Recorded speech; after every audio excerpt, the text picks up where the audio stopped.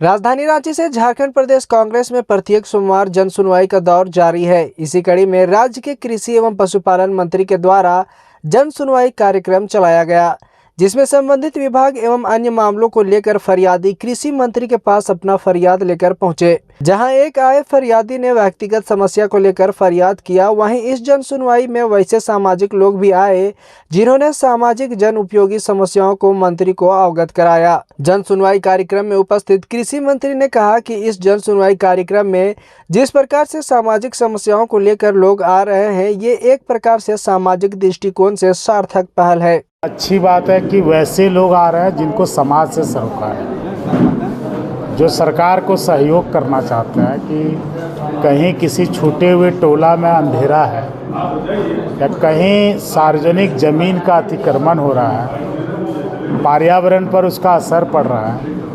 तो इस तरह के लोग जब उठ के सामने आने लगे, व्यक्तिगत समस्याएं तो सबकी हैं और उसके लिए सब चक्कर लगाता है। यही नहीं, हमारे ऑफिस में, अन्य मंत्रीगण के ऑफिस में, मुख्यमंत्री सचिवालय में, सब जगह लोग जाते हैं। लेकिन समाज के समस्या को लेकर आना ये प्रतिबद्धता को दिखाता है कि समाज में भी जिम्मेदार लोग हैं और वैसे कामों का फलाफल निकलता है।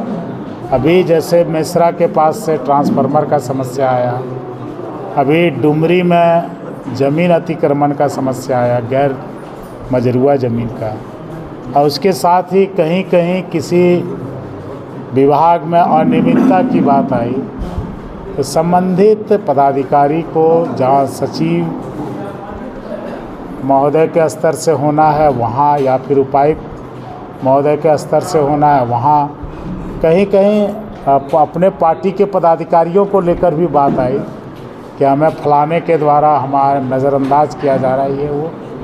तो उनको भी संगठन के सक्षम प्राधिकार के पास हम लोग गाइड कर रहे हैं और लोगों का विश्वास बना रहे हैं। जो लोग कहीं से उठ के आ रहे हैं वहाँ हमारे जो संगठन के लोग, अब जैसे खसरी पंचायत से आई है तो इनको वहाँ संगठन के लोग जिनको ये जानते हैं, सुरेश बैठा जी, उनसे लिंकअप कर रहे हैं ताकि आगे फिर इनको कोई समस्या हो तो इनको फिर इस तरह परेशान होने की ज़रूरत ना हो। उनके माध्यम से जो बराबर हम लोगों से मिलना जुलना होता है, इनके समस्या का समाधान किया जा सके और यहाँ आने का इनका मकसद पूरा हो सके। यथोचित कार्रवाई के लिए हम लोग ज़रूर बैठे हैं जो नियम संगत है, जिसमें ये और साथ ही ये भी पता कर रहे हैं कि सरकार जो करती है, सरकार जो योजनाएं भेज रही है, उसका इन पर क्या लाभ हो रहा है। उसी का भी हम दीदी लोग से पूछ रहे थे कि आपको सरकार की तरफ से क्या क्या फ़ायदा मिल रहा है,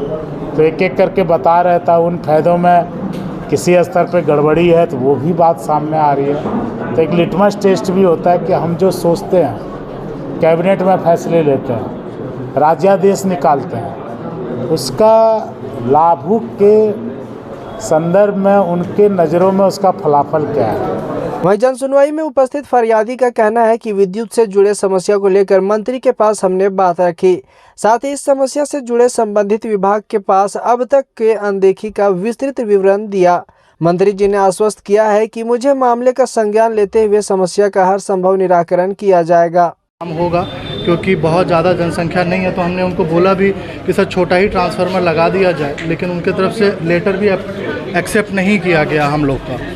और जो उनके अपने जो क्लर्क थे वो उन्होंने हमारा जो लेटर है वो एक्सेप्ट नहीं किया।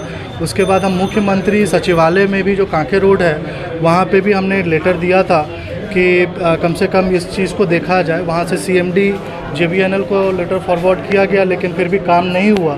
तो हमें न्यूज़ में पता चला कि यहाँ कांग्रेस भवन में ये कार्यक्रम है, तो एक बार मंत्री महोदय से भी मिल करके देखा जाए कि अगर ये काम होता है कि नहीं। तो क्या मंत्री की तरफ से क्या कुछ आश्वासन? आयुक्त को फ़ोन किया है और उन्होंने भरोसा दिलवाया है कि ये काम हो जाएगा।